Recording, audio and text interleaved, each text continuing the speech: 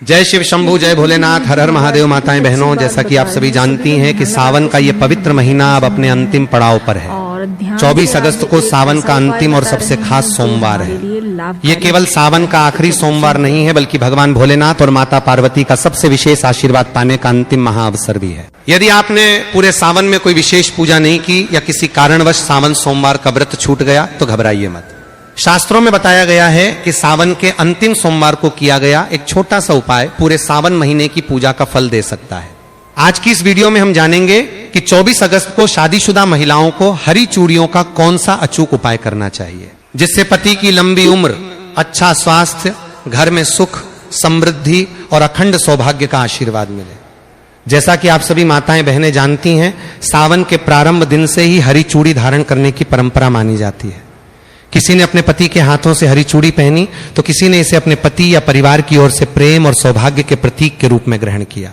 हिंदू मान्यताओं में हरी चूड़ियों को सुहाग, समृद्धि और सुख शांति से जोड़कर देखा जाता है। लेकिन अब सावन के आखिरी सोमवार 24 अगस्त के दिन इसी हरी चूड़ी से जुड़ा एक विशेष उपाय हम आपको बताने जा रहे हैं।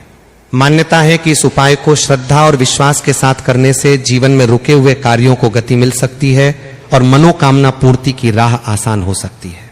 चाहे आपकी चिंता धन की कमी को लेकर हो, कारोबार में बार बार आ रही रुकावटों को लेकर हो, अगर आपके घर में सुख शांति नहीं है या आपकी कोई इच्छा काफी समय से पूरी नहीं हो रही है, तो भगवान शिव और माता पार्वती को याद करके इस उपाय को श्रद्धा से जरूर करें।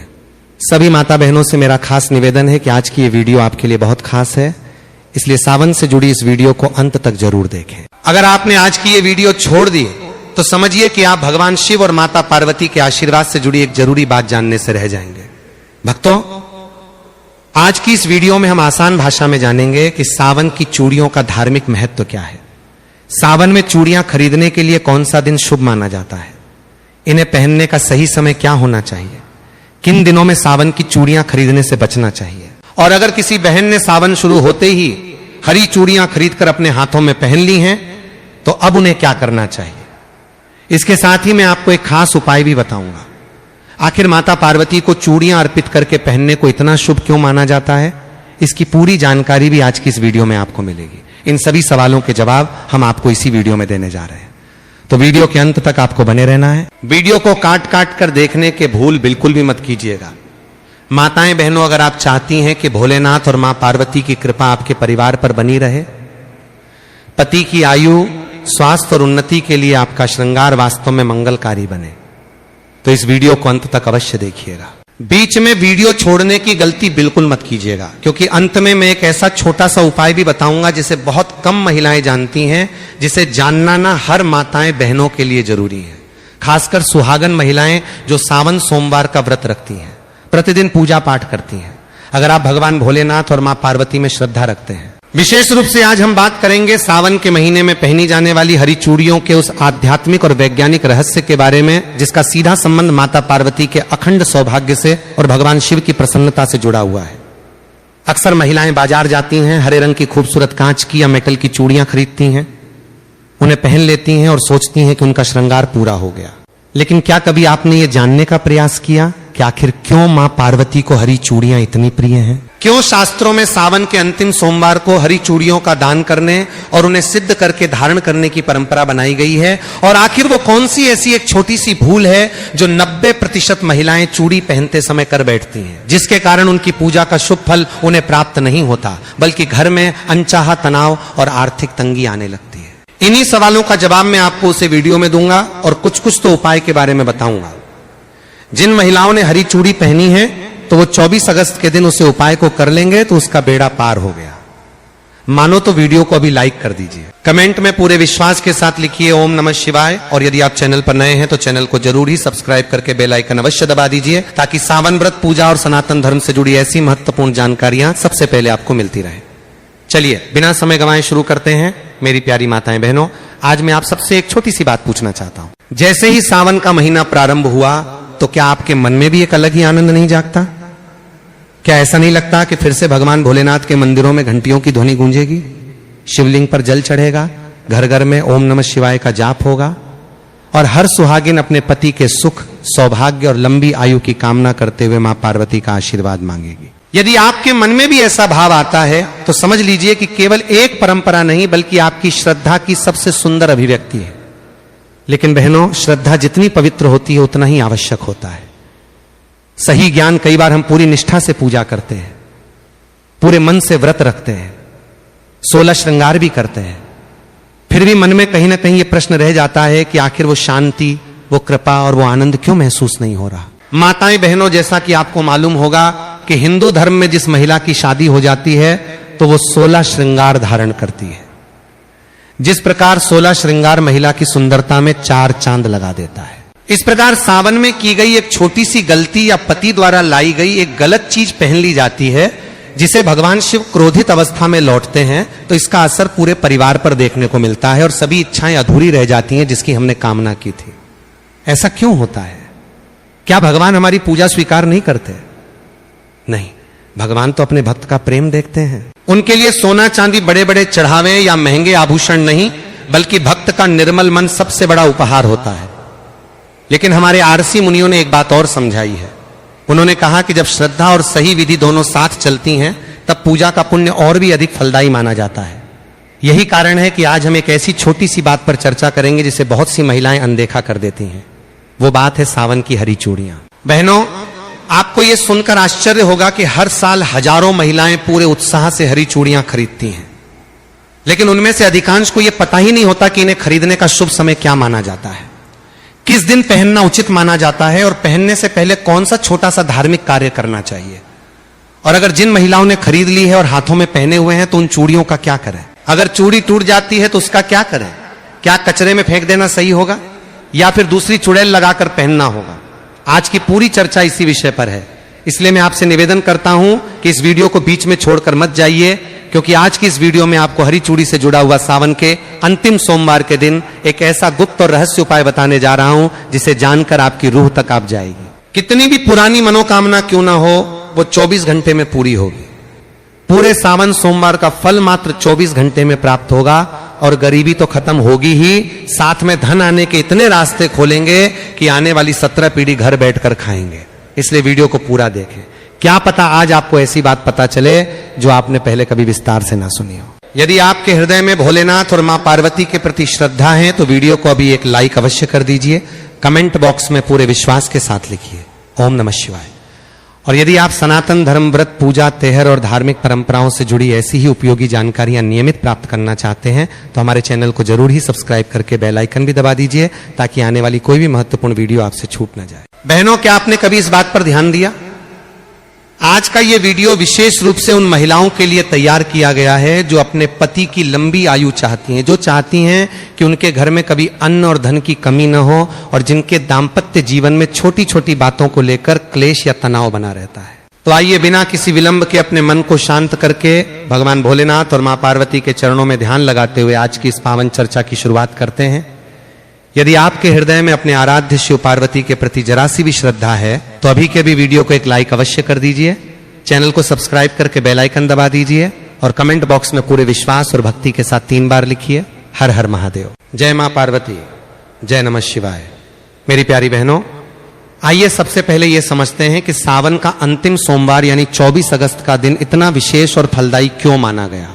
शास्त्रों में शिव और शक्ति के मिलन की गाथा अत्यंत दिव्य रूप से वर्णित है।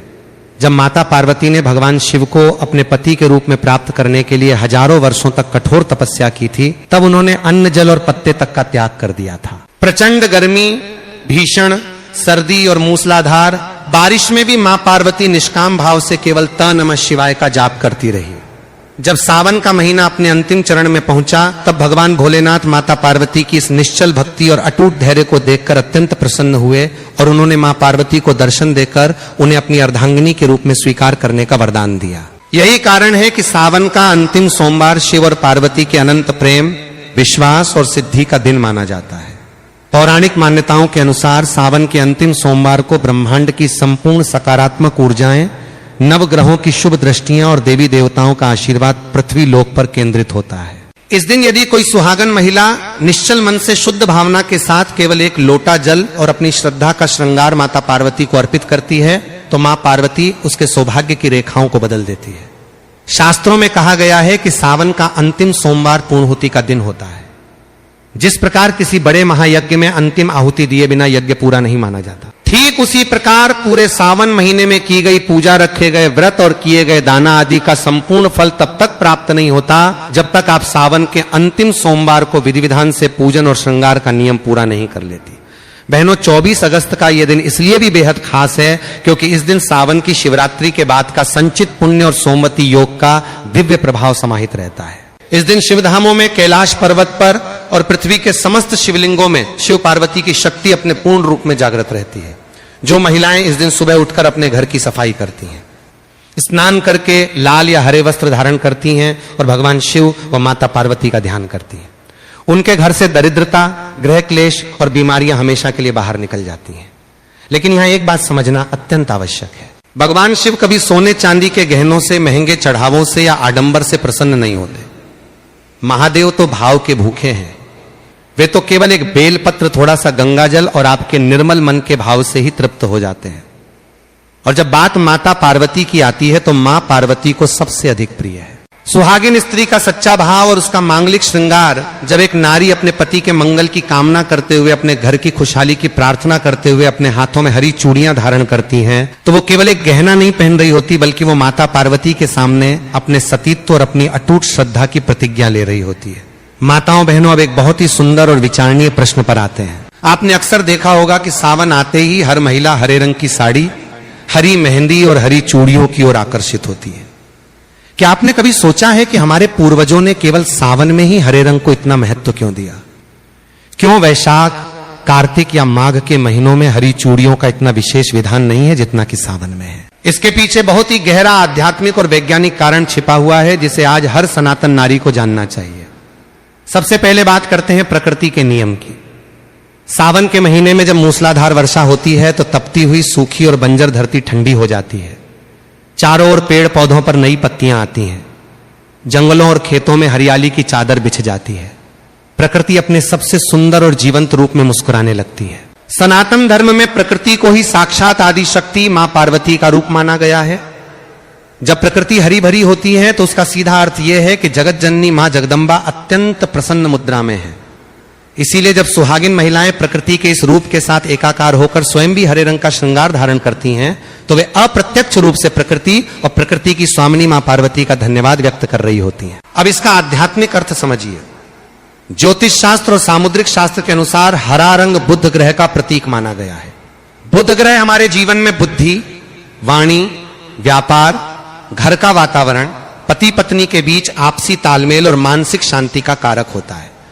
जब कोई महिला सावन के महीने में हरे रंग वस्त्र और कांच की हरी चूड़ियां पहनती हैं तो उसके शरीर के आसपास एक अत्यंत सकारात्मक ऑरा आभा मंडल निर्मित होता है। कांच की चूड़ियों की खनक से जो ध्वनि तरंगे उत्पन्न होती हैं वे घर के वातावरण से नकारात्मक ऊर्जा, भूत प्रेत बाधा और तनाव को दूर भगाती हैं।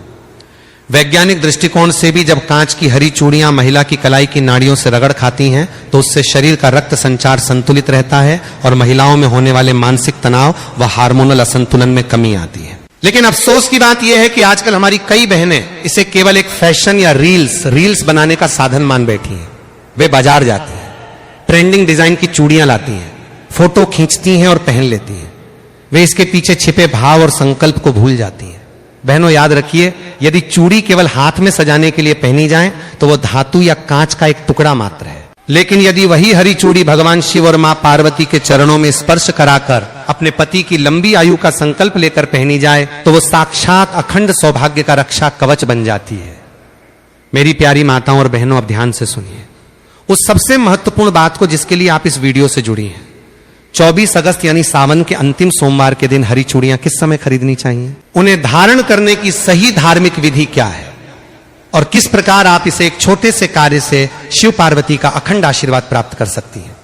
हरी चूड़ी खरीदने का शुभ समय और नियम शास्त्रों के अनुसार सावन के अंतिम सोमवार को यदि आप नई हरी चूड़ियां खरीदने जा रही हैं तो ध्यान रखें कि खरीदारी हमेशा सूर्योदय के पश्चात और दोपहर से पहले, प्रातः काल के शुभ मुहूर्त में या फिर शाम को प्रदोष काल के समय ही करें। दोपहर के समय जब सूर्य अत्यंत प्रचंड होता है, 12 से 1:30 बजे के बीच, तब चूड़ियों की खरीदारी करने से बचना चाहिए। चूड़ी खरीदते समय सबसे पहली सावधानी ये बरतें कि चूड़ियां केवल कांच ग्लास की ही होनी चाहिए। आजकल बाजार में प्लास्टिक, फाइबर या अन्य धातुओं की चूड़ियां बहुत मिलती हैं। शास्त्रों में पूजा पाठ और सौभाग्य संवर्धन के लिए केवल और केवल कांच की चूड़ियों को ही उत्तम माना गया है, क्योंकि कांच में दिव्य ध्वनियों और मंत्रों के प्रभाव को अवशोषित करने की अद्भुत क्षमता होती है। चूड़ी खरीदते समय यह सुनिश्चित कर लें कि उसमें कहीं कोई बाल ना हो, वो चटकी हुई ना हो और उसका रंग चमकदार हरा हो। चलिए माताएं बहनों, अब हम जान लेते हैं 24 अगस्त सावन के आखिरी सोमवार के दिन चूड़ी धारण करने से पहले की संपूर्ण पूजन विधि। 24 अगस्त की सुबह स्नान ध्यान से निवृत्त होकर स्वच्छ वस्त्र हरे या लाल रंग के धारण करें। यदि आपके घर के पास कोई शिव मंदिर है तो मंदिर जाएं। यदि मंदिर जाना संभव ना हो तो अपने घर के पूजा स्थान में ही एक लकड़ी की चौकी पर लाल या पीला कपड़ा बिछाएं। उस पर भगवान शिव और माता पार्वती की प्रतिमा या चित्र स्थापित करें। अब एक शुद्ध तांबे या पीतल की थाली लें। उस थाली में थोड़ा सा शुद्ध जल छिड़के और उस पर रोली व हल्दी से स्वास्तिक का निर्माण करें। अब जो नई हरी चूड़ियां आप बाजार से लाई हैं, कम से कम 16 या 24 चूड़ियां उन्हें उस स्वास्तिक के ऊपर रख दें। इसके बाद चूड़ियों पर थोड़ा सा गंगा जल या शुद्ध जल छिड़क कर उन्हें पवित्र करें। फिर चुटकी भर हल्दी, थोड़ा सा कुमकुम और अक्षत बिना टूटे हुए चावल उन चूड़ियों पर अर्पित करें।